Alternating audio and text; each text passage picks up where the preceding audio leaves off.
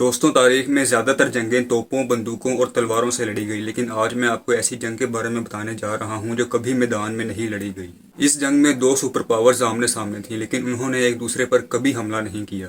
اسے cold war یعنی سرد جنگ کہا جاتا ہے۔ یہ جنگ نظریوں اور ایک دوسرے سے آگے نکل جانے کی کوشش تھی۔ یہ کہانی ہے امریکہ اور سوویت یونین کی، جو ورلڈ وار 2 میں اتحادی تھے، لیکن جنگ ختم ہوتے ہی ایک دوسرے کے دشمن بن گئے۔ اس جنگ نے پوری دنیا کی سیاست، معیشت اور معاشرے کو بدل کر رکھ دیا، اور یہ تقریباً 45 سال تک چلی۔ دوسری عالمی جنگ ختم ہوئی اور ہٹلر کو شکست ہوئی، لیکن جیتنے والے اتحادی امریکہ، برطانیہ اور سوویت یونین کے درمیان شدید تناؤ پیدا ہو گیا۔ مسئلہ یہ تھا کہ جنگ کے بعد یورپ کا کیا ہوگا۔ سوویت رہنما جوزف اسٹالن ایسٹ یورپ پر اپنا کنٹرول چاہتا تھا تاکہ روس اور اس کے درمیان ایک حفاظتی علاقہ بن سکے۔ دوسری طرف امریکہ اور برطانیہ چاہتے تھے کہ یورپ میں جمہوری حکومتیں قائم ہوں۔ اسٹالن نے پولینڈ، ایسٹ جرمنی، چیکوسلوواکیہ اور ہنگری پر قبضہ کر لیا اور وہاں پر کمیونسٹ حکومتیں قائم کر دیں۔ یہی وہ لمحہ تھا جب آئرن کرٹین گر گیا، جیسا کہ برطانوی وزیر اعظم ونسٹن چرچل نے کہا تھا، جس نے یورپ کو ایسٹرن اور ویسٹرن بلاک میں تقسیم کر دیا۔ یہ محض علاقوں کی لڑائی نہیں تھی، بلکہ دو مکمل طور پر مختلف نظریات کی جنگ تھی۔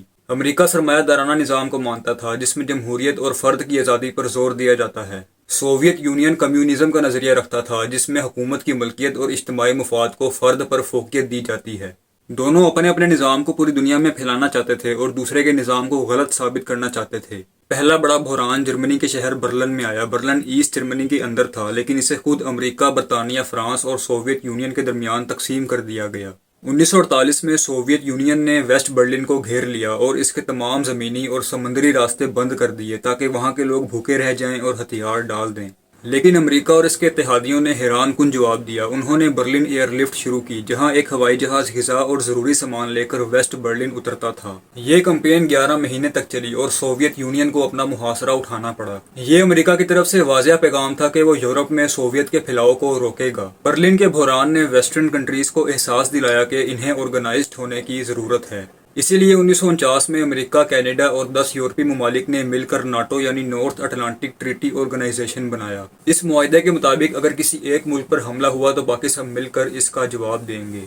اس کا جواب سوویت یونین نے 1955 میں وارسا معاہدہ بنا کر دیا، جس میں ایسٹ یورپ کے تمام کمیونسٹ ممالک شامل تھے۔ اب دنیا واضح طور پر دو مختلف فوجی بلاکس میں تقسیم ہو چکی تھی۔ کولڈ وار کی سب سے خطرناک چیز تھی ہتھیاروں کی دوڑ۔ امریکہ کے پاس پہلے ہی ایٹم بم تھا، جسے اس نے جاپان پر گرایا تھا۔ سوویت یونین نے 1949 میں اپنا پہلا ایٹم بم بنا لیا۔ اب دونوں کے پاس ایک دوسرے کو تباہ کرنے کی طاقت تھی۔ اس دوڑ نے میوچولی ایشورڈ ڈسٹرکشن یعنی میڈ کا نظریہ پیش کیا، جس میں اگر کسی ایک نے دوسرے پر حملہ کیا تو دونوں تباہ ہو جائیں گے۔ اسی خوف نے دونوں ممالک کو میدانی جنگ سے روکا ہوا تھا۔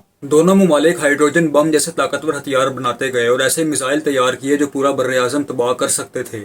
ہتھیاروں کی دوڑ کے ساتھ ہی خلائی دوڑ بھی چل پڑی۔ یہ سائنس اینڈ ٹیکنالوجی کی برتری کی علامت تھی۔ 1957 میں سوویت یونین نے پہلا آرٹیفیشل پلانٹ سپوٹنک 1 خلا میں بھیجا، جس سے امریکہ میں دہشت پھیل گئی۔ اس کے علاوہ سوویت یونین نے پہلا انسان یوری گیگارن بھی خلا میں بھیجا اور امریکہ پیچھے رہ گیا تھا۔ امریکہ نے جواب میں ناسا کا ادارہ قائم کیا اور صدر کینیڈی نے وعدہ کیا کہ وہ انسان کو چاند پر اتارے گا۔ آخرکار 1969 میں نیل آرمسٹرانگ چاند پر قدم رکھنے والا پہلا انسان بنا۔ خلائی دوڑ نے جدید سائنس اینڈ ٹیکنالوجی کو ناقابل حد تک تیز کر دیا۔ کولڈ وار کا سب سے خطرناک اور ڈرامائی واقعہ 1962 میں پیش آیا، جب دنیا بالکل ایٹمی جنگ کے قریب پہنچ گئی تھی۔ یہ کیوبن میزائل کرائسس تھا۔ کیوبا میں فیڈل کاسترو کی کمیونسٹ حکومت قائم ہو گئی تھی، جو کہ سوویت یونین کا دوست تھا۔ سوویت رہنما نیکیتا خروشچیو نے خفیہ طور پر کیوبا میں ایٹمی میزائل نصب کر دیے، جو امریکہ کو نشانہ بنا سکتے تھے۔ جب امریکی صدر جان ایف کینیڈی کو اس کا پتہ چلا تو انہوں نے کیوبا کا بحری محاصرہ کر لیا اور سوویت یونین سے میزائل ہٹانے کا مطالبہ کیا۔ 12-13 دن دنیا انتہائی ٹینشن میں تھی، کیونکہ دونوں فوجیں جنگ کے لیے تیار تھیں۔ آخرکار خفیہ مذاکرات ہوئے، سوویت یونین نے اپنے میزائل ہٹا لیے اور امریکہ نے ترکی میں اپنے میزائل ہٹانے اور کیوبا پر حملہ نہ کرنے کا وعدہ کیا۔ اس بحران نے دونوں طرف کے رہنماؤں کو احساس دلایا کہ ایٹمی جنگ کتنی خطرناک ہو سکتی ہے۔ کیوبا کے بحران کے بعد کولڈ وار کا مرکز ساؤتھ ایسٹ ایشیا میں ویتنام منتقل ہو گیا۔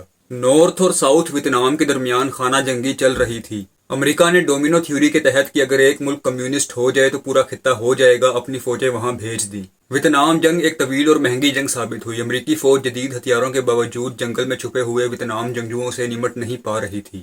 امریکہ میں جنگ کے خلاف بڑے پیمانے پر احتجاج ہوئے۔ آخرکار امریکہ نے 1973 میں ویتنام سے اپنی فوجیں واپس بلا لیں۔ اور 1975 میں پورا ویتنام کمیونسٹوں کے تحت متحد ہو گیا۔ یہ امریکہ کے لیے ایک بڑی فوجی اور اخلاقی شکست تھی۔ 1970 کے آغاز میں دونوں طاقتوں نے محسوس کیا کہ ہتھیاروں پر مسلسل پیسہ خرچ کرنا مشکل ہو رہا ہے، اس لیے انہوں نے ڈیٹینٹ کی پالیسی اپنائی، جس کا مطلب تھا تناؤ میں کمی۔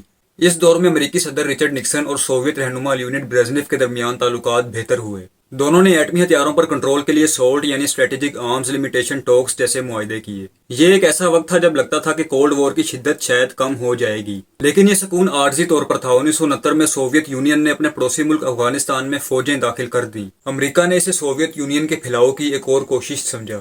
امریکی صدر جمی کارٹر نے کہا کہ یہ جنگ دوسری عالمی جنگ کے بعد امن کے لیے سب سے بڑا خطرہ ہے۔ امریکہ نے سوویت یونین پر پابندیاں لگا دیں اور 1980 کے ماسکو اولمپکس کا بائیکاٹ کر دیا۔ سب سے اہم بات یہ کہ امریکہ نے افغان مجاہدین کو لاکھوں ڈالر کے ہتھیار دیے تاکہ وہ سوویت یونین سے لڑ سکیں۔ افغانستان سوویت یونین کے لیے وہی بن گیا جو ویتنام امریکہ کے لیے تھا، ایک طویل اور ناقابل فتح جنگ۔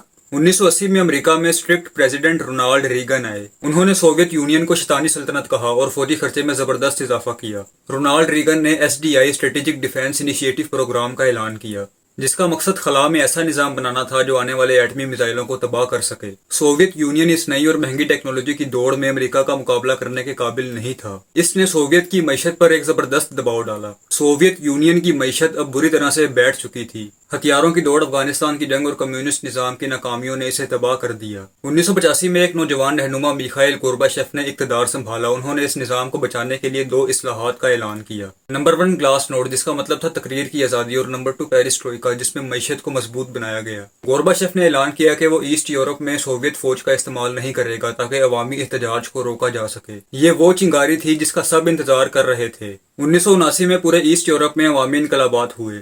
پولینڈ، ہنگری، چیکوسلوواکیا، ہر جگہ عوام نے سڑکوں پر آ کر کمیونسٹ حکومتوں کا تختہ الٹ دیا۔ اس کی سب سے بڑی علامت 9 نومبر 1979 کو برلن وال کا گرنا تھا۔ وہ دیوار جو کبھی آئرن کرٹین کی علامت تھی، لوگوں نے ہتھوڑوں سے توڑنا شروع کر دی۔ یہ کولڈ وار کے خاتمے کا واضح اشارہ تھا۔ ایسٹ یورپ کی آزادی کے بعد اب سوویت یونین خود ہی بکھرنے لگا۔ سوویت یونین دراصل روس اور 14 دیگر چھوٹی ریپبلکس پر مشتمل تھا۔ 1991 تک ان سب میں آزادی کی تحریکیں چلی۔ اگست 1991 میں سخت کمیونسٹوں نے گورباچیف کے خلاف بغاوت کی، لیکن یہ ناکام رہی۔ روس کے نئے رہنما بورس یلسن ابھر کر سامنے آئے۔ 25 دسمبر 1991 کو میخائیل گورباچیف نے استعفیٰ دے دیا۔ سوویت یونین کے سرخ پرچم کو کریملن سے اتار کر روس کا نیا پرچم لہرا دیا گیا۔ اس کے ساتھ ہی کولڈ وار کا باقاعدہ اور حتمی اختتام ہو گیا۔ کولڈ وار کی کہانی ہمیں یہ سبق دیتی ہے کہ نظریاتی انتہا پسندی اور ہتھیاروں کی دوڑ کس طرح پوری انسانیت کو تباہی کے دہانے پر لے جا سکتی ہے۔